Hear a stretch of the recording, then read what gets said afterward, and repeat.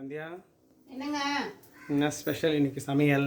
இன்னைக்கு நம்ம வீட்டில் என்ன ஸ்பெஷல் பார்த்தீங்கன்னா, இது வந்து ரேஷனில் வாங்கின துவரம் பருப்பு. துவரம் பருப்பு ஊற வச்சு வடை போட்டிருக்கோம். இப்போ இந்த வடை குழம்பு தான் நம்ம செய்ய போகிறோம். இப்போ நம்ம வடையை நல்லா இருக்குமா ரேஷன் துவரம் பருப்பு? சூப்பராக இருக்கும் வடைக்கு. ஆமாம், பாருங்க கடலைப்பருப்பு மாதிரியே தான் இருக்கும்.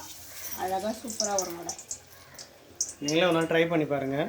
ஆமாம், எப்படி இது? நிறைய பேர் சாம்பார் பண்ணால் நல்லா இல்லைன்னு சொல்லிட்டு சொல்கிறீங்க. சாம்பார்லாம் பண்ண வேண்டாம், இந்தமாரி வடை பண்ணிவிட்டு மத்தியானம் சாயந்தரம் ஸ்நாக்ஸ் மாரி கூட சாப்பிட்லாம். இப்போ வந்து நான் குழம்பு பண்ண போகிறேன். பண்ணிட்டேன் குழம்பு, இப்போ வடை ரெடி ஆகிட்டே இருக்கு. குழம்பு ரெடி ஆயிடுச்சு. வடை துவரம் பருப்பு, ரேஷன் துவரம் பருப்பு தானே? ஆமாம், ரேஷன் துவரம் பருப்பு தான்.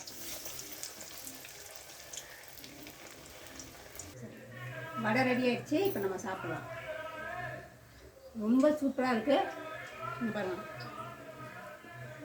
அதாவது கடலைப்பருப்பு வடைக்கும் சந்தியா சமையல் ரெடி ஆயிடுச்சா? ரெடி ஆயிடுச்சு. ஓகே.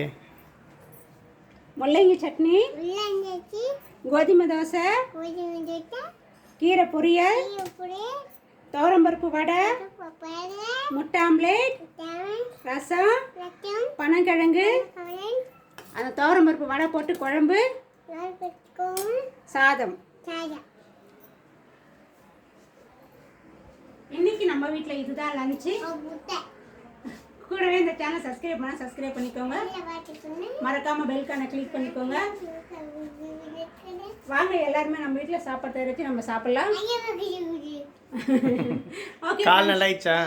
கால் கொஞ்சம் பரவாயில்ல, நான் வலி இருக்குது, கொஞ்சம் புண்ணு ஆறணும். ஓகே ஃப்ரெண்ட்ஸ், இன்னும் ஒரு 4 நாள் சரியாக போயிடும். கட்டு போட்டலாமா இன்னைக்கு? போட்டலாங்க.